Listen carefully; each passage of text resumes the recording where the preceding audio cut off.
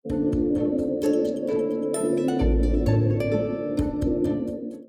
वालेकुम। उम्मीद करता हूँ तमाम लोग खैरियत से होंगे।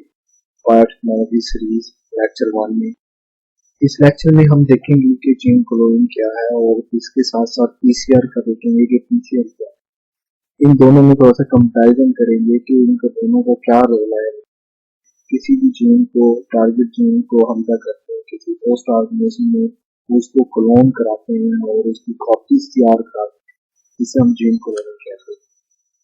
जीन क्लोनिंग का जो सिंपल बेसिक जो स्टेप है वो उनमें से सबसे पहला स्टेप ये होता है कि हम एक वेक्टर लेते हैं और उस वेक्टर में अपना फ्रैगमेंट जो होता है वो ऐड करते हैं। फ्रैगमेंट ऐड करने के बाद एक रिकम्बिनेंट डीएनए जो है वो तैयार करते हैं। उस रिकम्बिनेंट डीएनए को बैक्टीरियम में हम ऐड कराते हैं। जब ट्रांसपोर्ट हो जाता है रिकम्बिनेंट डीएनए बैक्टीरियम के अंदर तो वो मल्टीप्लाई होता है और वो मल्टीप्लाई होने के बाद थ्रू बाइनरी फिशन जब बैक्टीरियम का सेल डिवाइड होता है इन 2 सेल्स के अंदर तो हमारा रिकम्बिनेंट डीएनए भी डिवाइड होता है।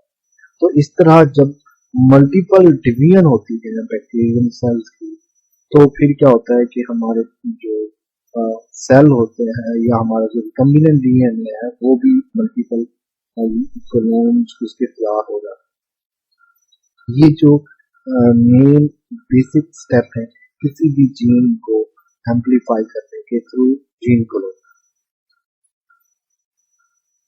जब हम पीसीआर की बात करें, पीसीआर में और जीन क्लोनिंग में जो की डिफरेंस है वो ये है कि जीन क्लोनिंग में हम लिविंग ऑर्गेनिज्म को यूज करते हुए किसी भी जीन को एम्पलीफाई करते हैं, जबकि पीसीआर में हम लिविंग ऑर्गेनिज्म यूज नहीं कर रहे होते, उसकी बजाय हम एक मशीन यूज करते हैं जिसे थर्मोसाइक्लर मशीन है।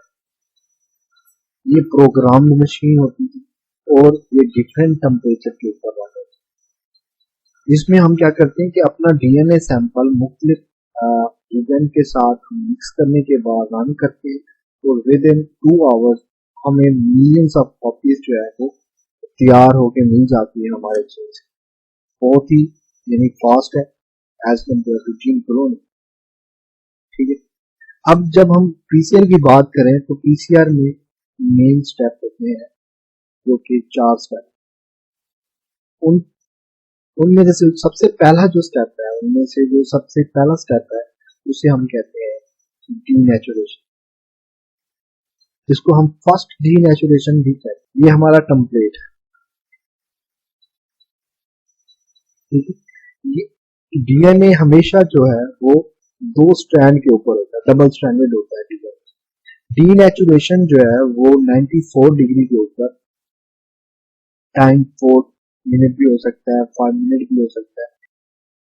उस 4 और 5 मिनट में जो कंप्लीट डीएनए होता है वो ब्रेक डाउन हो जाता है। मींस उसकी जो स्ट्रैंड है उनके दरमियान जो अट्रैक्शन होती है वो टूट जाती है और जो स्ट्रैंड है वो एक की बजाय 2 में डिवाइड हो जाता है। ये हमारे पास स्ट्रैंड है और इसी तरह ये स्टेप 5 मिनट के बाद खत्म होता है तो ये साइकिल जो है वो नेक्स्ट स्टेप में चला जाता है जिसको हम स्टेप 2 कहते हैं। ठीक है, वो जो स्टेप 2 है वो यहाँ तक है। इस स्टेप में क्या होता है कि इस स्टेप में मुख्तलिफ सब स्टेप होते हैं। उनमें से जो सबसे पहला सब स्टेप होता है जिसको हम कहते हैं सेकेंड डीनेचुरेशन। जब पहला डीनेचुरेशन होता है वो 5 मिनट जाएगा, तो इसलिए फर्स्ट और सेकंड डीनेचुरेशन का टेम्परेचर तो सेम है लेकिन उसमें जो मेन डिफरेंस है वो टाइम है।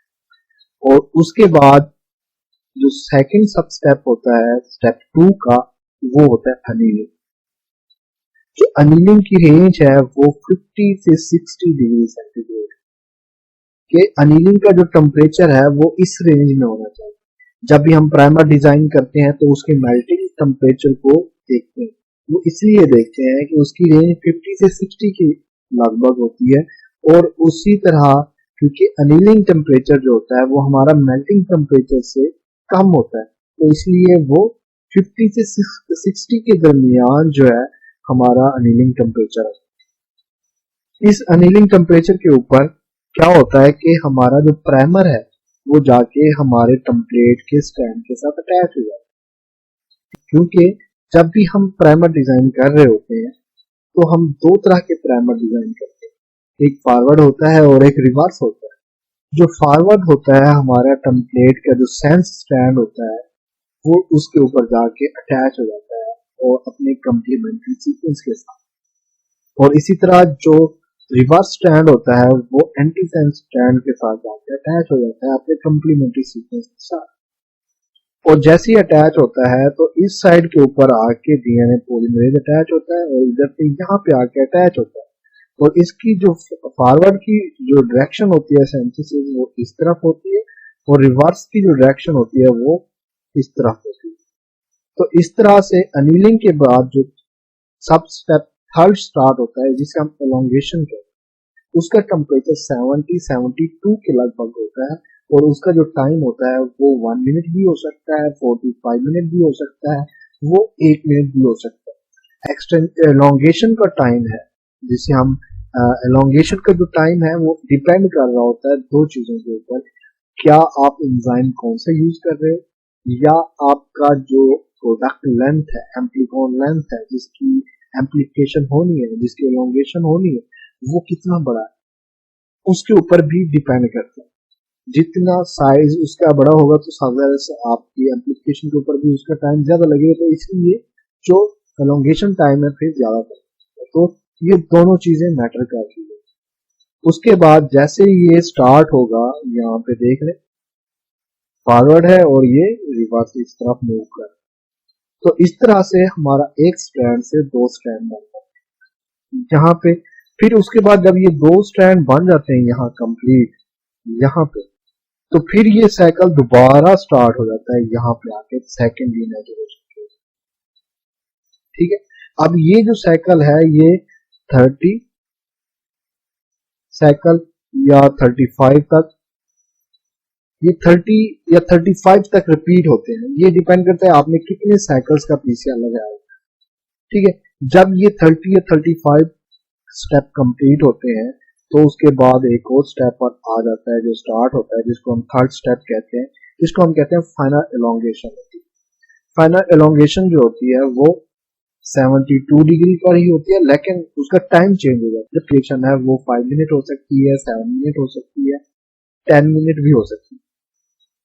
उसके बाद जो लास्ट स्टेप होता है वो होता है 4 डिग्री के ऊपर, और उसका जो टाइम है वो इंफिनिटी सेट करते हैं। ये इंफिनिटी इसलिए सेट करते हैं 4 डिग्री के ऊपर कि अगर आप कहीं इमरजेंसी में भी चले जाते हैं तो आपका सैंपल जो है वो सिक्योर रहता है 4 डिग्री के ऊपर, आपके सैंपल को कुछ नहीं होता। ये जो मेन स्टेप थे ये बेसिक हर प्रोफाइल में होते हैं पीसीआर। ठीक है, जब भी आपको जीन को एम्पलीफाई कर रहे होते हैं पीसीआर के जरिए तो आप ये स्टेप जो है ना अपनी प्रोफाइल में लगाते हैं, लेकिन उसका टाइम, उसका टेम्परेचर वो चेंज होता है according to your gene, according to your condition कि आपके जीन का प्रोडक्ट लेंथ क्या है, आपका एंजाइम क्या है, उसको देखते हुए वो ये चेंज होते रहते हैं। अब आ जाता है क्लोनिंग और पीसीआर में जब हम बात करें, देखो क्लोनिंग और पीसीआर की जब हम कंपैरिजन करें तो हमने देखा कि क्लोनिंग एक लॉन्ग प्रोसेस है जिसको हम एक वेक्टर बनाते हैं, वेक्टर में हम अपना जीन इंसर्ट करते हैं और रिकम्बिनेंट डीएनए बनाते हैं, बाद का उसको चेक करते हैं कि रिकम्बिनेंट कौन सा है, फिर उसको हम बैक्टीरियम में ले जाते हैं, फिर चेक करते हैं कि बैक्टीरियम कौन सा है जिसमें हमारा रिकम्बिनेंट है, फिर उसको हम उसकी जो है कॉपी तैयार कराते हैं। तो वो लंबा प्रोसेस है, लॉन्ग प्रोसेस। जबकि पीसीआर में हम डायरेक्ट प्राइमर लगाते हैं और पीसीआर 2 घंटे में हमें हमारा जीन्स जो है वो एम्पलीफाई करके दे देता है। तो कितना इजी है पीसीआर। क्लोनिंग की बात करें वो तो सिंपल एक वेक्टर था, वो एक वेक्टर था और एक हमारा फ्रेगमेंट था जो कि आसानी से हमने उसको डील किया और उसको एम्पलीफाई कर लिया। अगर वेक्टर्स बहुत से हों और फ्रेगमेंट्स ही बहुत से हों, जब हम उनको उसको रिस्ट्रक्शन कराते हैं तो उसमें से सिर्फ एक फ्रेगमेंट होता है जो कि हमारा डिजायर्ड होता है, बकाया तो हमें नहीं पता, हमें उनको तो नहीं लेना, हमें तो एक स्पेसिफिक जीन को लेना है, हमें तो एक स्पेसिफिक फ्रेगमेंट को एम्पलीफाई करना है। इसको कम्प्लेक्स बनाने के लिए मजीद इंक्रीज कर सकते हैं, लेकिन यहाँ पे अगर इसको देखें कि इनमें से हमें नहीं पता, हमें सिर्फ ये चाहिए, लेकिन हमें ये नहीं पता कि ये जाएगा कहाँ पे, कौन से वेक्टर में। जब हम इसको लाइगेट कराएंगे वो ये इसमें भी जा सकता है, वो इसमें भी जा सकता है, वो इसमें भी जा सकता है, हाँ, लेकिन हमें नहीं पता होगा कि कौन कौन से वेक्टर में ये हमारा जो टारगेट जीन है वो इंसल्ट हुआ। ये जब रिकम्बिनेंट डीएनए बनेंगे, जितने वेक्टर होंगे, फ्रेगमेंट होंगे, उसके लिहाज से बनेंगे। अब देखेंगे कि ये इसमें एक गया, इसमें एक गया, क्योंकि एक वेक्टर में एक रिकम्बिनेंट हो जाएगा। अब जब चला गया एक रिकम्बिनेंट, तो रिकम्बिनेंट डीएनए मॉलिक्यूल बन गया, लेकिन हमें नहीं पता उसमें हमारा रिकम्बिनेंट कौन सा, हमें नहीं पता कि हमारा डीएनए कौन से वेक्टर में मौजूद है। उसको हम ले जाते हैं सॉलिड मीडिया के ऊपर, उसको एम्पलीफाई कराते हैं, लेकिन उसकी आइडेंटिफिकेशन के लिए हमें हमें जो है मुश्किल होगी, ठीक है, कि हमने हजारों सैकड़ों सेल्स पड़े हुए हैं, उनमें से हमने देखना है कौन सा आइडेंटिफाई करें। लेकिन जब हम दूसरी तरफ देखते हैं तो पीसीआर क्या है, वो विद इन 2 आवर्स आपको आपका जीन दे देता है। लेकिन सवाल ये है कि वो जीन देगा तब ना जब आप उसके प्राइमर डिजाइन करोगे, जब आप उसको प्राइमर आप सीक्वेंस कराओगे, और जब प्राइमर ऐड करोगे, जब आपके पास प्राइमर ना हो, आप प्राइमर ऐड ही ना करो अपने पीसीआर मिक्सर में, तो डीएनए पॉलीमरेज किसको जाके एम्पलीफाई करेगा? क्योंकि डीएनए पॉलीमरेज एम्पलीफाई ही तब करता है जब उसको सीक्वेंस के ऊपर अटैच न्यूक्लियोटाइड ऐड करने की पोजीशन मिलती है, ठीक है। तो इससे ये जाहिर होता है कि पीसीआर जो है, पीसीआर हम यूज करेंगे उन ही जीन्स के लिए जिनका सीक्वेंस पहले हो चुका होगा।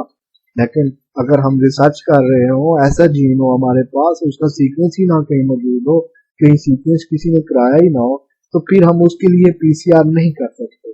तो हमें फिर जाना पड़ेगा क्लोनिंग की तरफ, फिर हमें क्लोनिंग करनी पड़ेगी। क्लोनिंग हो या पीसीआर हो, ये दोनों